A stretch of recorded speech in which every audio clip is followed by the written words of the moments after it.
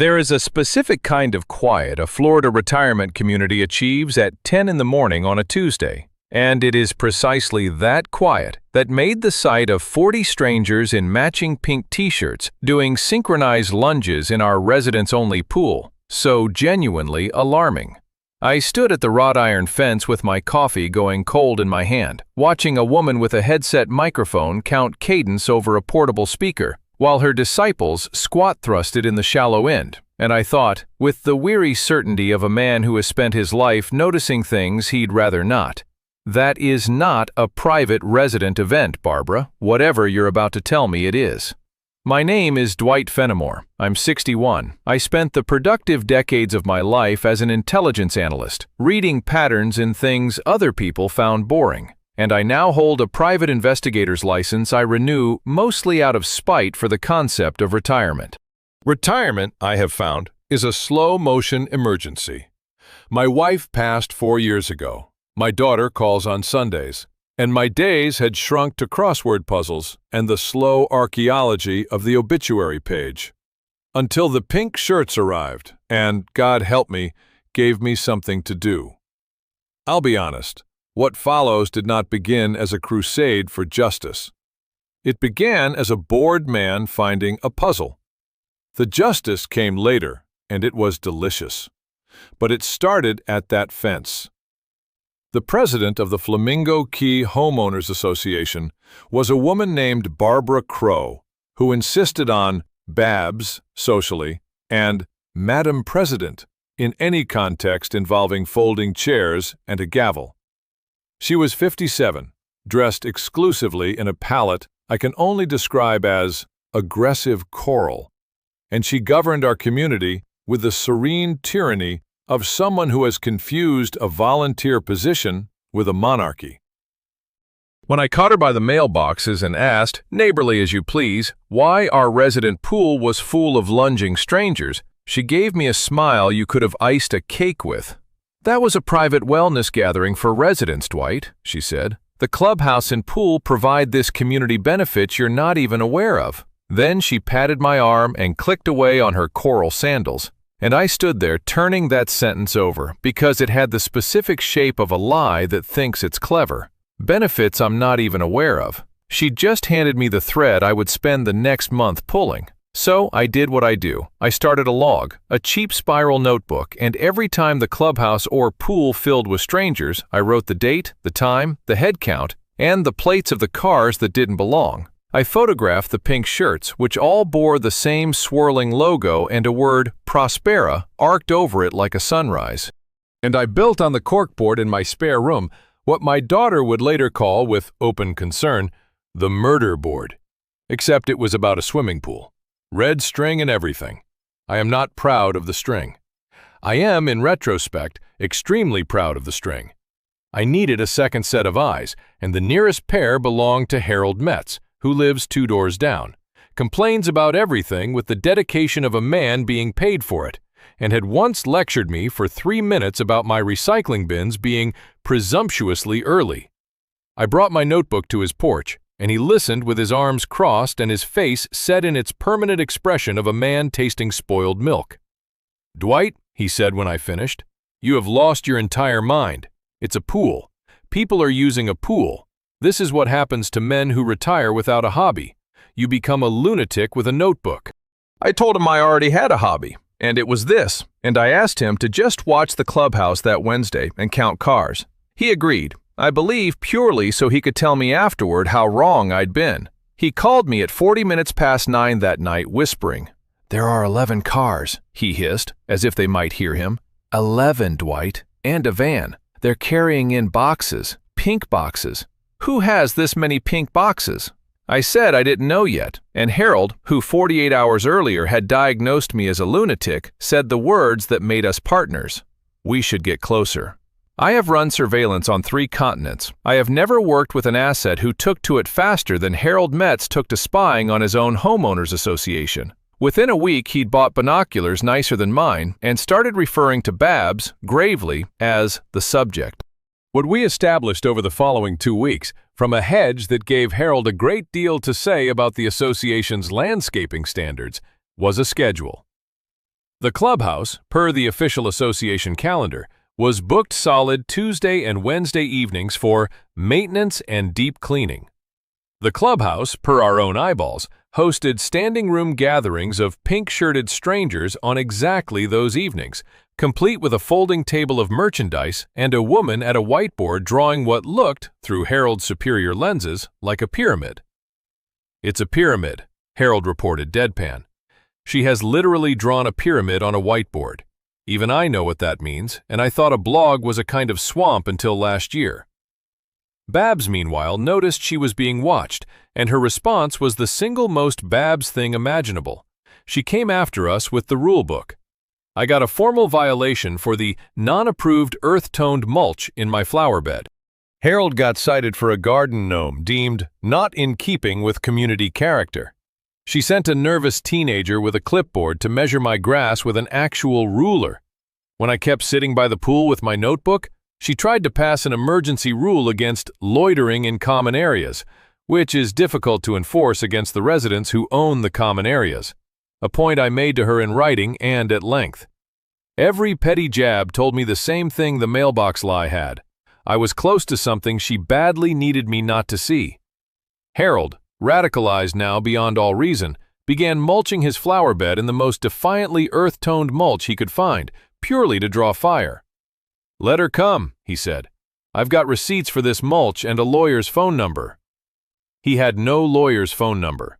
He had, by then, fully committed to the bit. The break came from the logo. I finally ran Prospera down, and it was not, as I'd half assumed, a gym or a cult, though the distinction proved academic. It was a multi-level marketing company. Supplements, wellness powders, leggings, the whole shimmering pyramid of it. The kind of operation where you profit less by selling product than by recruiting a downline of people who buy product they'll struggle to sell to a downline of their own. Legal, technically, toxic universally. And Babs Crowe was not merely a participant. She was, per Prospera's own breathless website, a regional diamond director, perched near the top of a very large pile of other people's disappointed hopes and monthly auto shipments. She had found in the Flamingo Key Clubhouse the perfect free headquarters, a venue she didn't pay for, insured and maintained on the residents' dime, where she hosted recruitment rallies, stored her pink inventory, and filmed glossy wellness content in a pool the rest of us were being fined for loitering near. The buy-ins and the merch cash flowed straight to Babs and never grazed the association's books. We were subsidizing her empire and being cited for our mulch while we did it. And it was worse than a woman skimming a venue, because she was working her own neighbors. Harold and I found 3 residents, retirees, living alone, the exact demographic these operations feed on, charmed into buying in at Babs's rallies, sinking savings into garages full of powder they'd been promised would sell itself. One, a gentle widow named Eleanor, who'd sunk $4,000 into inventory, teared up when Harold, of all people, sat with her on her lanai and gently walked her through the math of what she'd been sold. Harold came away from that different. The bit stopped being a bit. "She's robbing Eleanor," he said in the car, quiet for once. "Using our own clubhouse to do it. I want to end her, Dwight." I told him I did too, but that we'd do it properly, patiently, in public, and in a way she'd never see coming. I did not go screaming to Babs. You don't spring a trap by describing it. I built the package the way I used to build them for people who acted on them. The log, weeks of it. The official calendar with maintenance stamped over every rally night. Photographs of pink inventory carried in on those nights. One set courtesy of a neighbor's doorbell camera that caught a dolly stacked with Prospera boxes rolling into the clubhouse on a deep cleaning Tuesday. The website with Babs's beaming diamond director headshot and Eleanor's receipts. I exercised my statutory right as a member to inspect the association's financials and booking records, which confirmed the beautiful, damning gap. No rental income, no event permits, no insurance rider for commercial use. Officially, the clubhouse sat empty and spotless on the very nights it was a pink bazaar. Then I requested an emergency meeting of the membership. And here was the quiet blade of it. I scheduled it deliberately for a Tuesday evening, the rally night. timed so that Babs's own faithful would come strolling in expecting a workout. I told Babs almost nothing. I wanted her walking in expecting a coronation. She did not disappoint. Babs opened in full choral regalia, gavel in hand, plainly convinced the membership had convened to praise her stewardship, and she spent her opening remarks thanking herself for the vibrancy she'd brought to community life. Then she graciously yielded the floor to me, expecting a testimonial. What she got was a slideshow. I am, if nothing else, a thorough man. I walked the room through the log, the calendar, the plates, the boxes. And when I had them leaning in, I played the audio I'd recorded by the mailboxes weeks earlier. Babs' own voice, syrupy and smug, filling the room. The clubhouse and pool provide this community benefit you're not even aware of. I let it hang. Then I advanced to the next slide. Her Prospera Diamond Director page, headshot and all, beside a photo of a folding table stacked with cash and pink starter kits in that very clubhouse. She was right, I told the membership. There were benefits we weren't aware of. They just all went to her. And then the door opened exactly when I'd arranged for it to, right on their weekly schedule. 11 Prospera faithful in full pink regalia marched in, coolers and yoga mats under their arms, cheerfully early for the Tuesday wellness rally nobody had told them was canceled. They had not gotten the memo that the room was full of furious homeowners.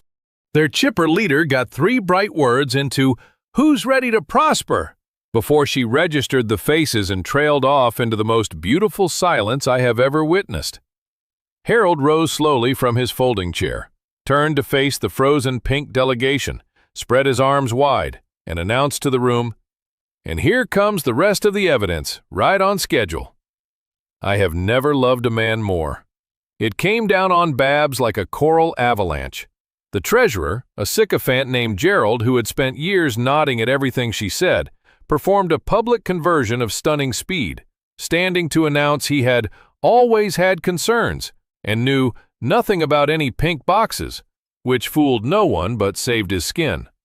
Eleanor stood shaking and asked Babs for her $4,000 back in front of 80 neighbors, and 2 other fleeced residents stood right behind her.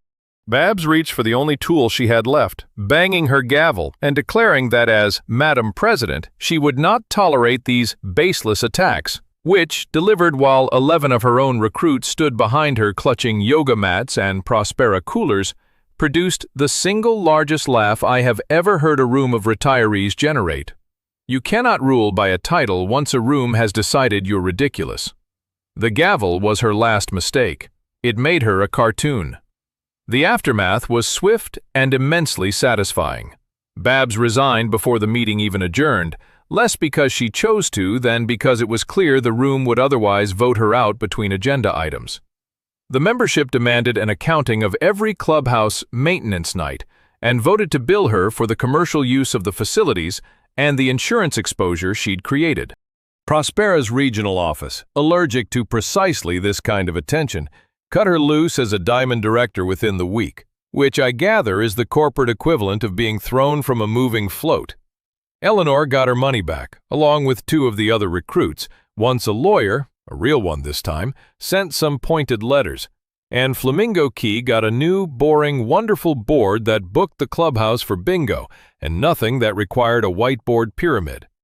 As for me, I did the only thing that felt right. I went home and stood in front of the murder board with its weeks of red string and pinned photographs, and I felt the particular melancholy of a hobby completed. Then, from his porch 2 doors down, Harold called out that the new family on Pelican Court was getting an awful lot of late-night deliveries, and didn't I think that was strange, and had I ever considered that we made a pretty good team? I looked at my empty corkboard. I looked at Harold, already holding his superior binoculars. Retirement, I decided, was going to be just fine.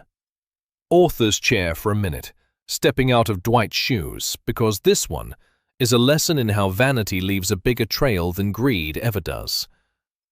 Where did Babs go wrong? She got greedy and proud at the same time, a fatal combination. She ran a cash business out of a building she didn't own, stamped maintenance over every rally night in a calendar any member had the right to read, and never imagined a bored analyst 2 doors down was counting her cars. She bragged on the record about benefits you're not even aware of, handing Dwight the exact quote that would headline his slideshow. And she was too enamored of Madam President to notice the second it became a punchline. The log proved the pattern. Her own voice proved the intent, and 11 perfectly timed pink shirts, timed in fact by Dwight, proved the rest. Practical takeaways. Common areas belong to all the members, and no president can quietly rent them out, in cash or in kind, without it showing up in records you have every right to inspect.